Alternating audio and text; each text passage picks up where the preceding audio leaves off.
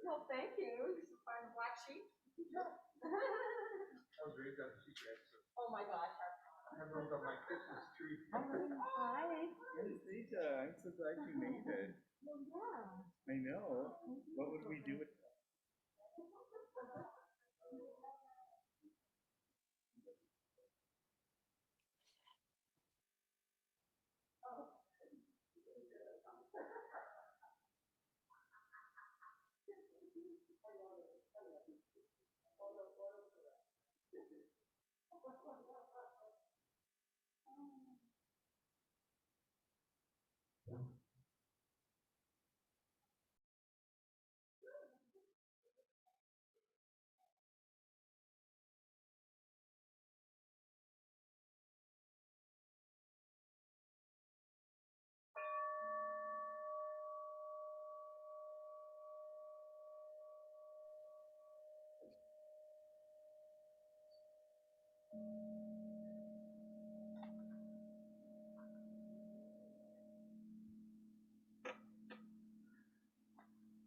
Good morning.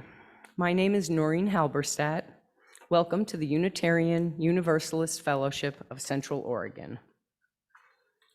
We are an inclusive community that affirms the mind, heart, and body in our search for truth and meaning. Here you will find both comfort and challenge for your spiritual journey. Whatever your age, income, or the color of your skin, you are welcome here. Whatever your sexual orientation, gender, identity, or life story, you are welcome here. If you are full of joy or if your heart is hurting, you are welcome here. Opening words. Our opening words today are Hold Out Your Hand by Julia Fehrenbacher. Let's forget the world for a while, fall back and back into the hush and holy of now. Are you listening? This breath invites you to write the first word of your new story. Your new story begins with this: you matter. You are indeed empty and naked, willing to say yes and yes and yes. Do you see the sun shines day after day? Whether you have faith or not, the sparrows continue to sing their song, even when you forget to sing. Stop asking, am I good enough? Only ask, am I showing up with love? Love is not a straight line, it's a downpour of gifts. Please hold out your hand. Our opening song is This Joy by the Resistance Revival Choir. This joy that I have, the world didn't give it to me. Oh, this joy that I have, the world didn't give it to me. Don't you know that this joy that I have, the world didn't give it to me. Oh, I said the world didn't give it, the world can't take it away. Oh, this strength that I have, this strength that I have, this strength that I have. Oh yeah, now the world didn't give it to me. The world didn't give it to me. This strength that I have. Oh yeah, the world didn't give it to me. The world didn't give it to me. This strength that I have. Oh yeah, the world didn't give it to me. Oh, I said the world didn't give it. The world can't take it away. Oh, this love that I have. This love that I have. Oh yeah, now the world didn't give it to me. The world didn't give it to me. This love that I have. Oh yeah, the world didn't give it to me. Don't you know that this love that I have, yeah, the world world can't take it away. This pride that I have, this pride that I have. This pride that I have. Oh yeah, now. The world didn't give it to me. World didn't give it to me. This pride that I have. I said the world didn't give it to me. Don't you know that? This pride that I have, yeah. The world didn't give it to me.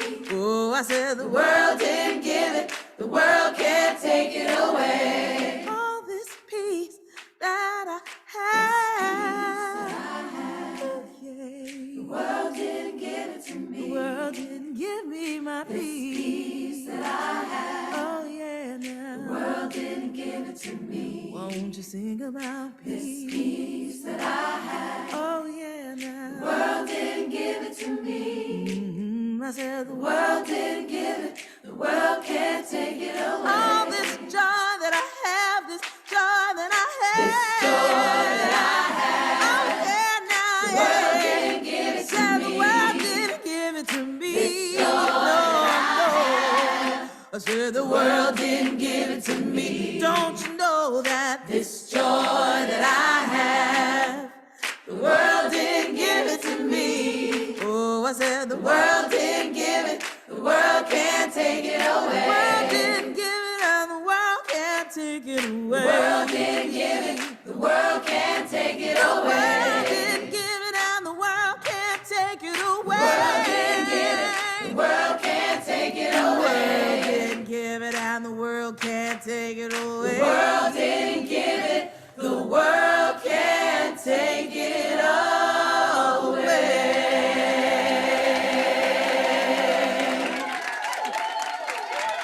Resistance Revival Chorus believes in the words written by the poet Toy Darracott when she wrote, "Joy is an act of resistance." That is one of my favorites. The words for the chalice lighting today are from the poet Khalil Gibran. And our chalice lighters today are Dick Falsa and Randy King.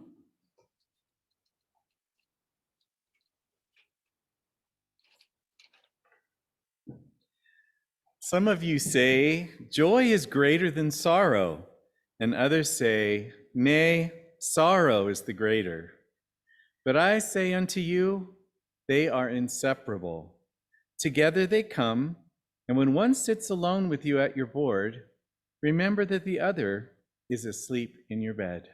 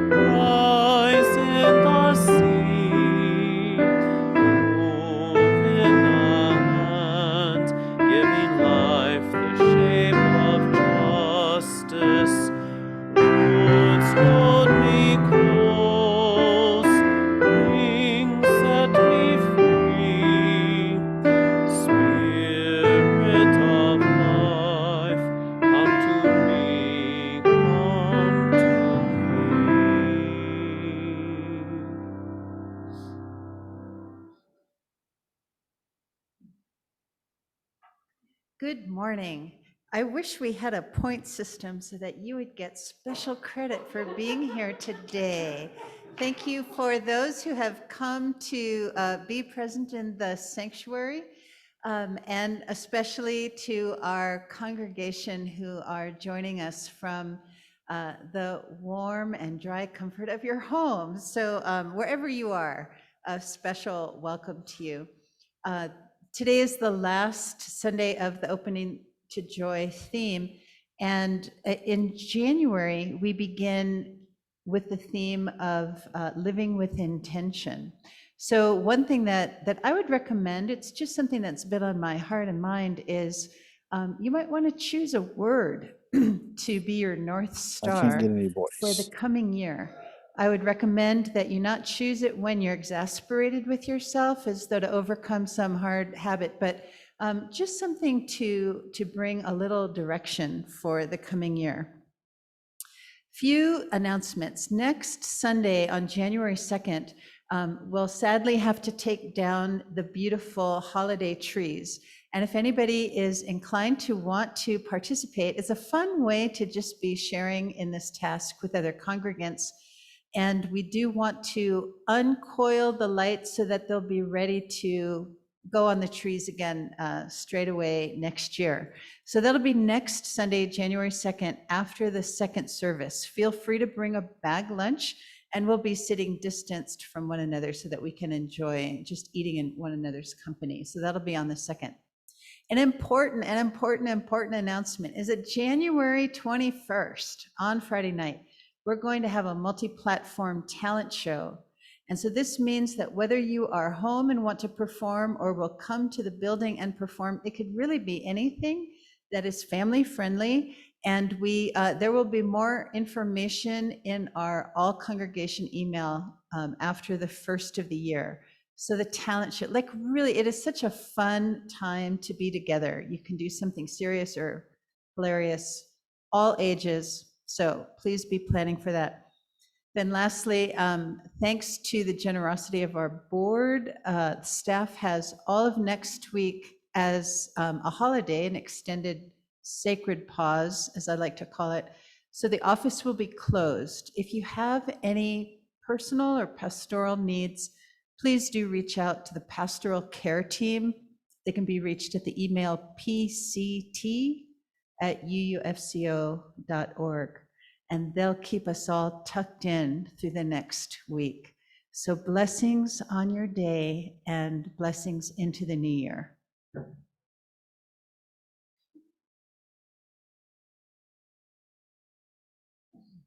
Thank you, Chela. So we've now come to the Time for All Ages portion of our service. And rather than a book, we are going to have a video clip. And this is from the much beloved movie, especially this time of year, The Sound of Music, where the children are frightened of the thunderstorm. And so Maria, their new governess, is asking them to think about things that they love, their favorite things that make them happy, bring them joy, as a way of taking up space that that fear would normally be taken up. So we'll have a little chance to discuss our own favorite things after this clip. So for those of you at home on Zoom, if you want to enter into the chat, perhaps some of your favorite things, but also think about favorite things that brought you joy in the past that you had let go of for a while, that you are just now rediscovering, or perhaps want to rediscover. And think about what is a joy that you struggle to make time for in your life, and that you would like to make more of in the coming year. So let's Julie Andrews take it away. Now, when anything bothers me and I'm feeling unhappy, I just try and think of nice things. What kind of things? Well, let me see. Nice things. Daffodils. Green meadows. Skies full of stars. Raindrops on roses. And whiskers on kittens. Bright copper kettles and warm woolen mittens. Brown paper packages tied up with strings. These are a few of my favorite things. Cream-colored ponies and crisp apple strudels, doorbells and sleigh bells and schnitzel with noodles, wild geese that fly with the moon on their wings. These are a few of my favorite things. Girls in white dresses with blue satin sashes, snowflakes that stay on my nose and eyelashes, silver white winters that melt into springs. These are a few of my favorite things. When the dog bites, when the bee stings, things when I'm feeling sad. Simply remember my favorite things, and then I don't feel so bad. Does it really work? Of course it does. You try it. What things do you like? Mozzarella. Christmas. Bunny rabbit. Chocolate icing. No school. Pillow fight. Telegram. Birthday present. Any present. Yes. Ladybird. What? Yeah. A good sleep. Achoo. Gesundheit. Okay, so I know people are probably sharing in the chat on Zoom, but does anybody here want to call out one of your favorite things or something that you've just rediscovered? Walking first thing in the morning, yes. Climbing into bed every night, nice. We have bookends right there. Making a delicious meal. Yes, I'm coming over to your house for lunch. Sharing Christmas with my granddaughter for the first time in 2 years. Oh, sharing Christmas with the granddaughter for the first time in 2 years. I know a lot of us are having that experience and realizing how much we've missed it.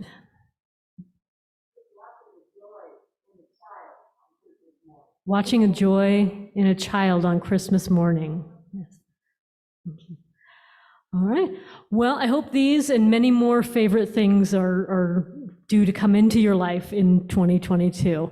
And would you please join me in our Children's Covenant? In this place, I am kind. In this place, I am loving. In this place, I am a friend to the earth and all animals and people. In this place, I am loved.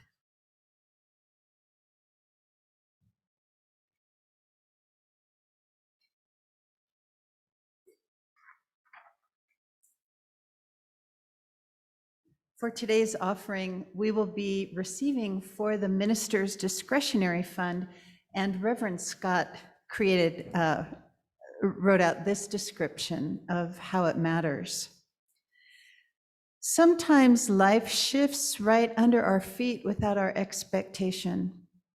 Where do you turn when you are in crisis? Family, friends, strangers, the church? What happens to those people not sure of where to turn, who suddenly find themselves desperate and alone, just needing a bus ticket or money for rent until they get their paycheck? The minister's discretionary fund is used to help members, friends, and strangers in time of need, whether for an electric bill or a grocery card. Reverend Scott is able to meet immediate needs that come to his attention or through the pastoral care team. The minister's discretionary fund does not only help those in need, but the fund is also used to bring joy or opportunity as well. A scholarship for a youth or adult for ongoing learning, a simple, kind gesture to one who deserves it, or to support a cause in need. Once this past year, it was used to order pizza for a group of protesters that had spent many hours in the streets and were beginning to wane. It is funded solely from voluntary contributions. This past year, Reverend Scott got a call from a member who was having a hard time with a few bills. With the minister's discretionary fund, the fellowship was able to help that person through the hard time. They now have employment and are doing great. We should be proud as a congregation that we were able to be there when times were the hardest. In this season of abundance and giving, we receive the offering to carry on the most basic work of any church, to help take care of one another and our world. This is in large part what this season is all about. We will now receive the offering to support the minister's discretionary fund.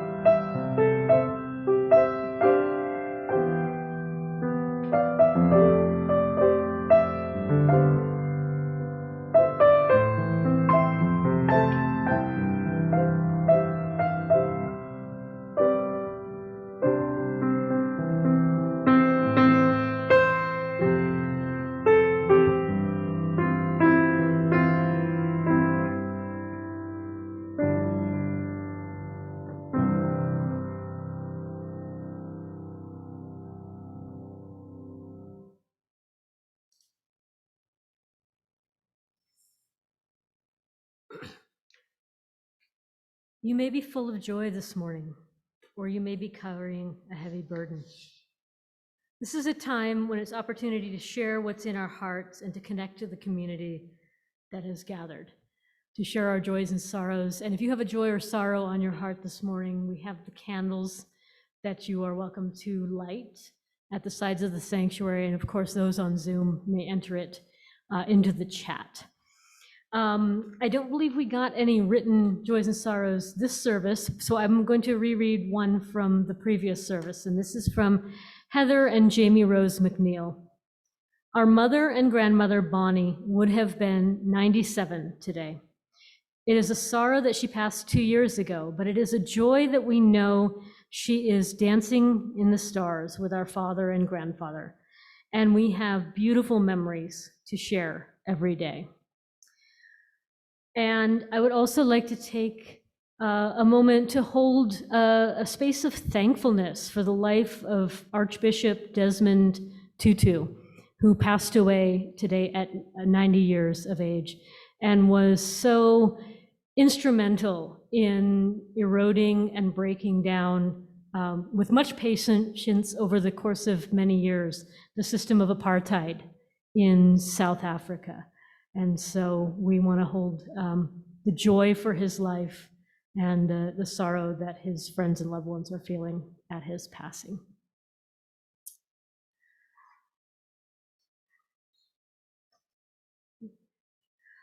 So we will enter into some time of silent meditation. And as we do, think about the fact that this is the last service, the Sunday of the year. So we stand at the beginning of a new year. The days are already growing longer. Yay.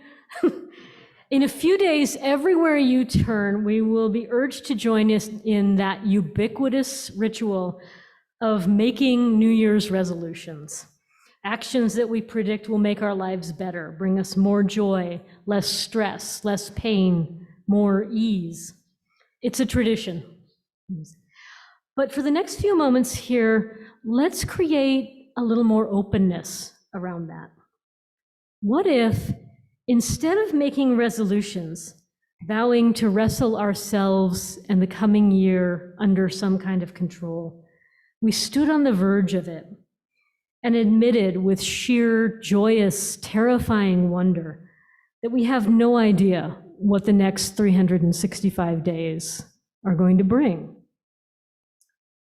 There will be unexpected gifts, broken moments, hilarious laughter, profound changes. But for the vast majority of these things, we will look back at the end of this coming year and say, we couldn't have written it if we tried.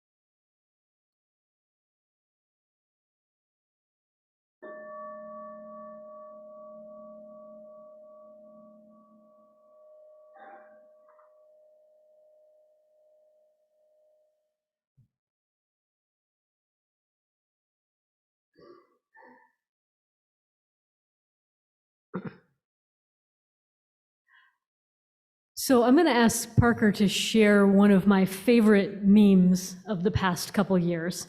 Now, full disclosure, this shows up in a couple different forms on the website fakebuddhaquotes.com. Tagline, I can't believe it's not Buddha. So we will take it simply as the Zen musings of this particular cartoonist, who is Gavin Ong Tan, an artist from Perth, Australia, although the story may precede his work. In the first panel, an angry man is yelling at a monk, "I want happiness." The monk takes down his word bubble and begins to erase the first two words, telling him that I needs to be removed because it's ego, and want because it's desire. Those gone, our angry man is left with the word happiness and is visibly less angry. The Soul Matters theme this month is opening to joy. There are other verbs that we could use. If we said we were seeking joy, it might imply that joy has been lost or misplaced.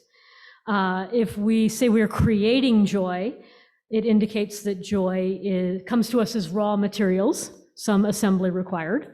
It's not a bad idea. But if we say we're opening to joy, that implies that we have in some way been closed to joy, that those things closing us off from joy need to be removed. Now, when I'm hit with some melancholy, which many of us are, particularly this time of years, one practice that I keep up is writing things, both tangible and intangible, that I am grateful for, writing those into my journal. It's a time-tested practice for focusing on the things that we do have in our lives that bring us joy, or at least contentment. But another time-tested method that works for me and others that I know is to dig into my closets and my drawers and my shelves and begin to relentlessly declutter anything that I can possibly let go of. I know this results naturally in having more space and being able to find things more easily. But when I really get into it, it's more of a practice than a practicality. I got my sheets. Practice and then a practicality. I understand that it's as if I know my joy, my ease, my life is buried underneath all this stuff if I can just unearth it. I often use this stretch of time, these last couple months, between the pagan holiday of Samhain, which coincides with Halloween at the end of October, and the winter solstice, which we just celebrated last week, to do this decluttering. But I also use it to break habits I think might be taking up room in my mind that could be open to joy if I could just create a little clearing. This year, on advice of multiple experts, I went on a social media fast, a little bit of a social media sabbatical. I deleted apps from my phone. I posted messages letting folks know that I wouldn't be on for the next couple months, so to message me directly if they wanted to keep me in the loop about something. And I was surprised by how little I missed it. Because except for about 7 weeks, except for posting a couple notices to groups that I belong to that use Facebook as a platform, I really didn't check it. I really didn't go back and check my news feed. Facebook had been a lifeline for a time in my life when I was isolated as a caregiver, and continued to be a way of finding out what was going on close to home. So during this time, I was hoping for the kind of rush of productivity that we all hoped for at the beginning of the pandemic. I was going to learn to bake sourdough bread, maybe, or the record-breaking step counts on my Fitbit, or plowing through my to-be-read list. None of those things happened any more than they happened in the spring of 2020. But this Wednesday, the solstice being passed, I jumped back in. I posted a belated solstice greeting.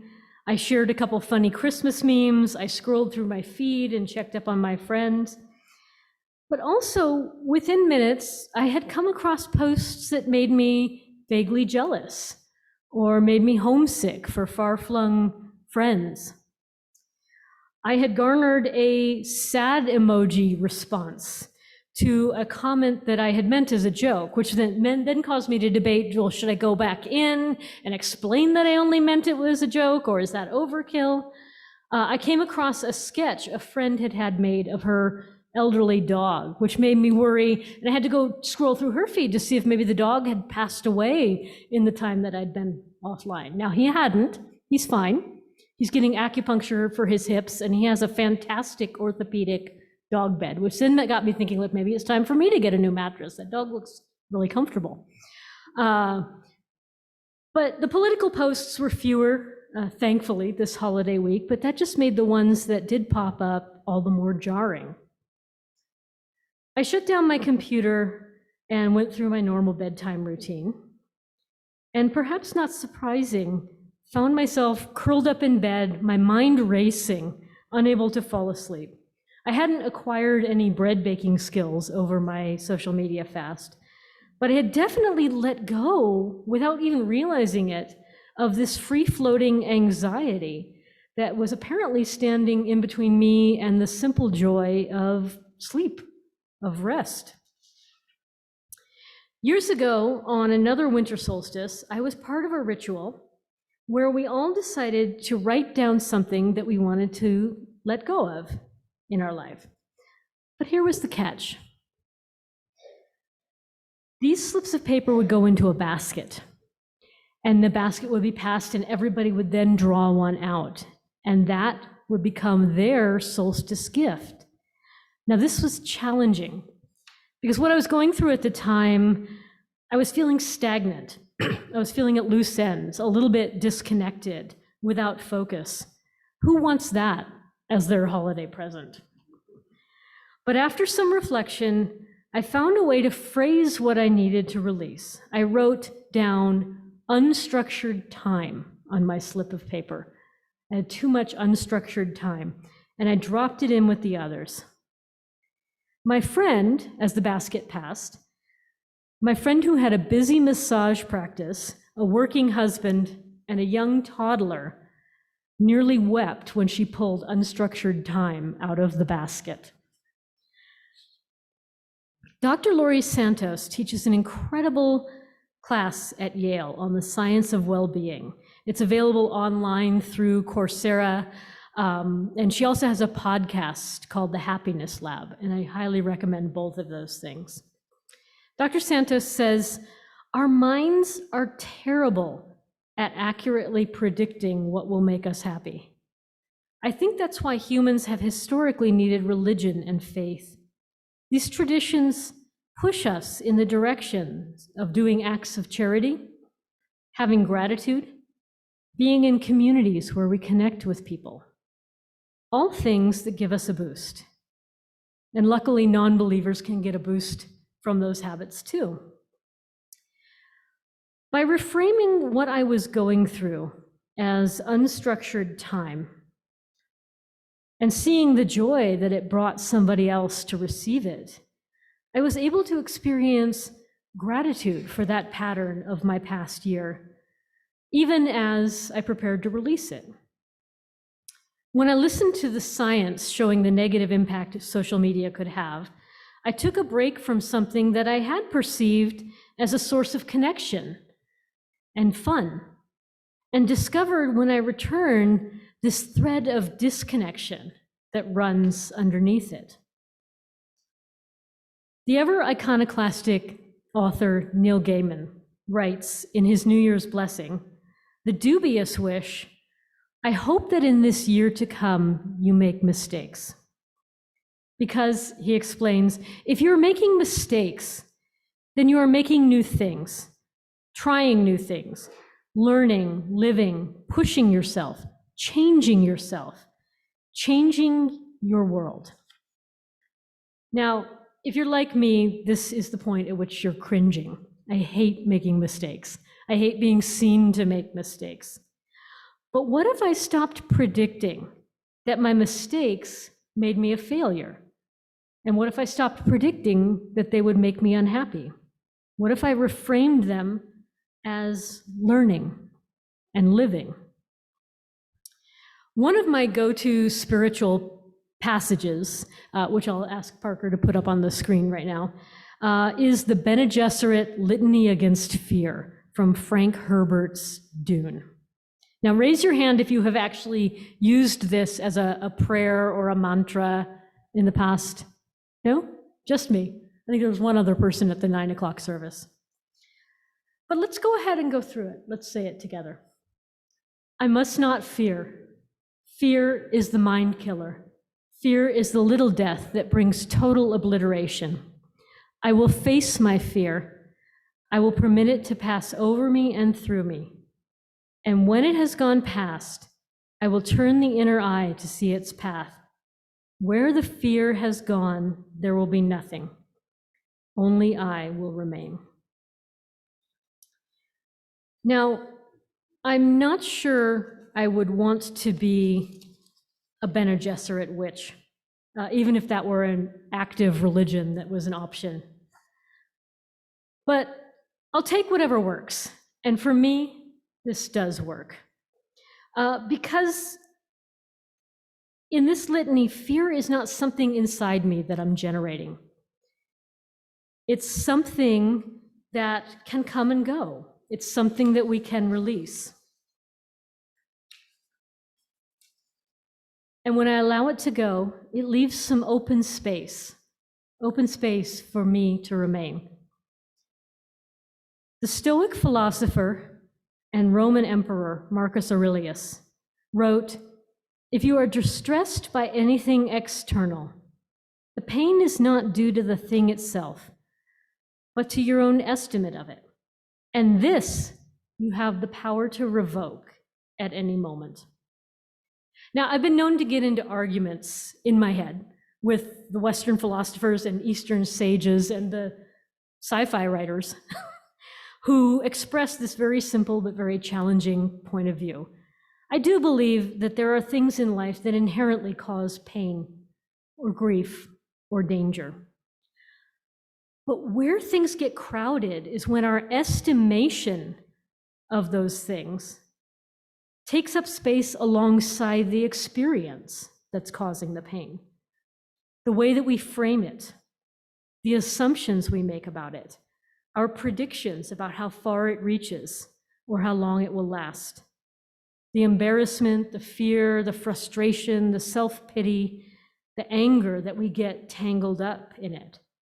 Those are the things that we have the power to revoke.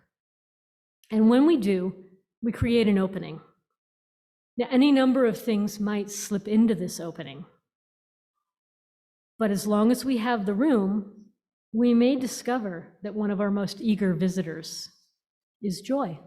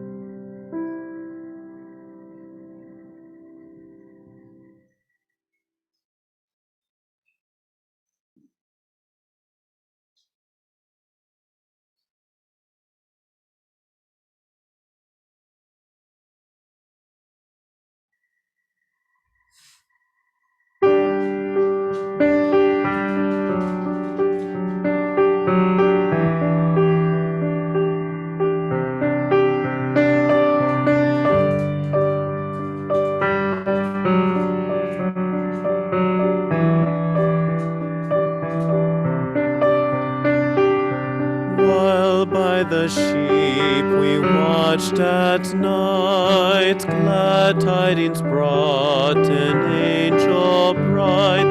How great thou joy, great thou joy, joy, joy, joy, joy, joy, joy. Praise we the Lord in heaven on high. Praise we the Lord in heaven on high. There shall be born, so he did say, in Bethlehem a child today. How great our joy, great our joy, joy, joy, joy, joy, joy, joy. Praise we the Lord in heaven on high. Praise we the Lord in heaven on high. There shall a child lie in a stall, this child who shall redeem us all. How great our joy, great our joy, joy, joy, joy, joy, joy, joy. Praise we the Lord in heaven on high. Praise we the Lord in heaven on high. This gift of God we'll cherish well, that ever joy our heart shall fill. How great our joy, great our joy, joy, joy, joy, joy, joy, joy. Praise we the Lord in heaven on high. Praise we the Lord in heaven on high.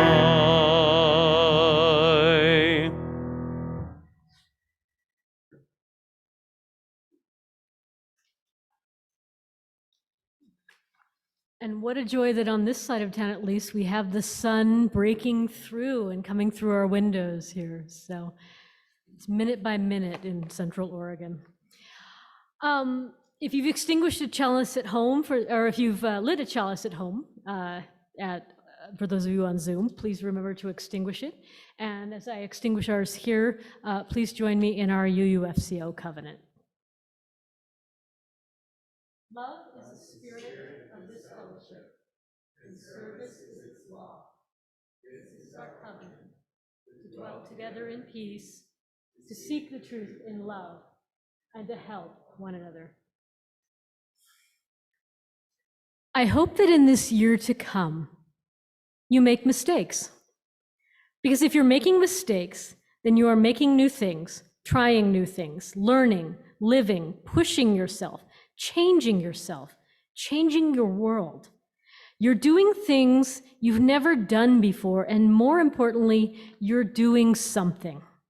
So that's my wish for you and all of us, and my wish for myself. Make new mistakes. Make glorious, amazing mistakes. Make mistakes nobody's ever made before. Don't freeze, don't stop, don't worry that it isn't good enough or it isn't perfect. Whatever it is, art, love, work, or family, or life, whatever it is you're scared of doing, do it. Make your mistakes next year and forever. Thank you.